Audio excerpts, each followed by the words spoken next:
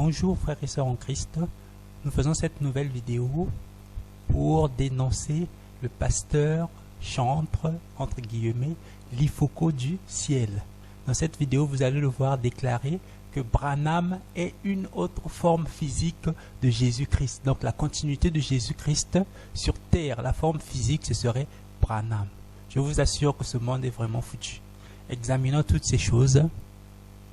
Vivre le si merveilleux, Bible qui me montre le chemin de la vie. Sans plus attendre, voici un extrait d'une prédication de l'Ifoko du ciel.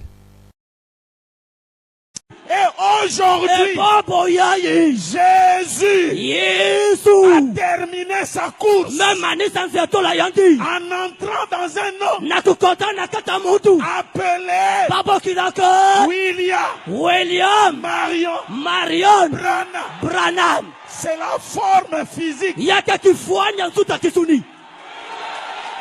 Donnez-moi un amen pour que je prêche. Oya boye taliye.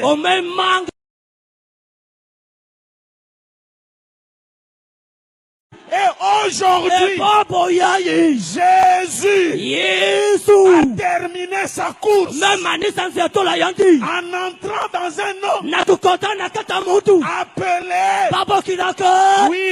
William Marion Branham. C'est la forme physique. Donnez-moi un amen pour que je prêche. Oya boye taliye. Frères et sœurs, en tout cas, je vous assure que ça fait pitié de voir des gens assis, des chrétiens soi-disant, en train d'applaudir ce genre de déclarations mensongères. Ils ne lisent pas leur Bible, pour se rendre compte que ce monsieur les emmène tout droit vers l'enfer. Donc, d'après le pasteur l'Ifoko du ciel, Jésus serait mort 2 fois. Il est d'abord mort en tant que Jésus-Christ à la croix, et ensuite, à la mort de Branham, il est encore mort une 2e fois. Et d'ailleurs, de toute façon, qu'est-ce qu'ils enseignent d'abord? Ils disent que Branham, c'est Élie, n'est-ce pas? Et aujourd'hui, Branham n'est plus Élie, Branham devient Jésus-Christ. Non, franchement, frères et sœurs, on doit quand même se prendre un peu au sérieux et lire notre Bible, réaliser qu'il y a beaucoup de loups qui sont au milieu de nous. Des gens qui prêchent pour remplir leur ventre et non pas pour vous emmener vers Dieu. En ce qui nous concerne, nous savons que Jésus-Christ s'est assis pour toujours à la droite de Dieu. Et c'est ce qui est écrit en Hébreux 10, 12.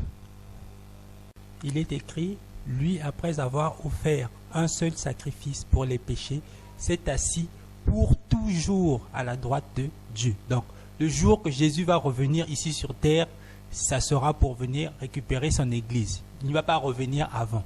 Et de toute façon, la Bible dit encore, en Romains 8, 9, pour vous, vous ne vivez pas selon la chair, mais selon l'esprit. Si du moins l'esprit de Dieu habite en vous.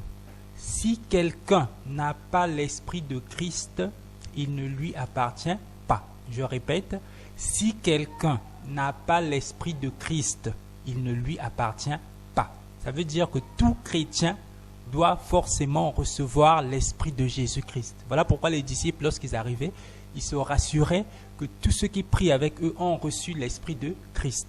Celui qui n'a pas reçu l'esprit de Christ ne lui appartient pas. Donc, ça veut dire que nous ne devenons pas, nous aussi, de Jésus-Christ lorsque nous recevons l'esprit de Jésus-Christ. Mais c'est simplement Jésus qui vient habiter en nous.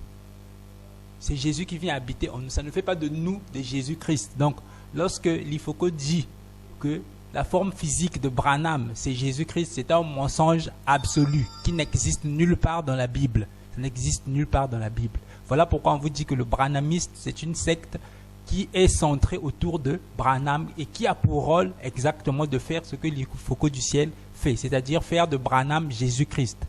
Faire de manière cachée que le salut qui était en Jésus-Christ, ils vous montrent que le salut vient en fait de Branham. Parce qu'ils vous disent que celui qui ne croit pas le message n'ira pas au ciel. Ça veut dire que ça fait de Branham celui qui donne le salut. Or nous savons d'après la Bible que le salut ne vient pas de Branham, le salut ne vient pas des États-Unis. Jésus avait dit que le salut vient des Juifs. Le salut ne vient pas d'autre part ailleurs. Voilà pourquoi tout ce que nous prêchons, tout ce que nous enseignons, ça sera tiré dans la Bible et ça a été enseigné par des Juifs. C'est pour ça que Jésus peut, sans se tromper, dire que le salut vient réellement des Juifs. Que Dieu vous éclaire et vous bénisse. Au psaume 119, verset 105, on peut lire « Ta parole est une lampe à mes pieds et une lumière sur mon sentier. » Voilà pourquoi on ne cessera pas de vous le dire. Examinez toutes choses à la lumière de la parole de Dieu. Une personne qui maîtrise la parole de Dieu, qui connaît la parole de Dieu, même un peu, ne pourra pas se laisser tromper par ce genre de pasteur. Pourquoi? Parce que la parole de Dieu, c'est une parole à vivre soi-même. C'est une parole à vivre soi-même. Celui qui vit la parole de Dieu, Dieu lui donne une certaine connaissance. Dieu lui donne une certaine connaissance et il ne pourra pas être trompé facilement. Que Dieu vous bénisse et vous garde. N'hésitez pas à vous abonner à notre chaîne YouTube et à cliquer aussi sur la cloche de notification. Car si Dieu le permet, beaucoup plus de choses seront publiées dans les jours à venir. À la prochaine!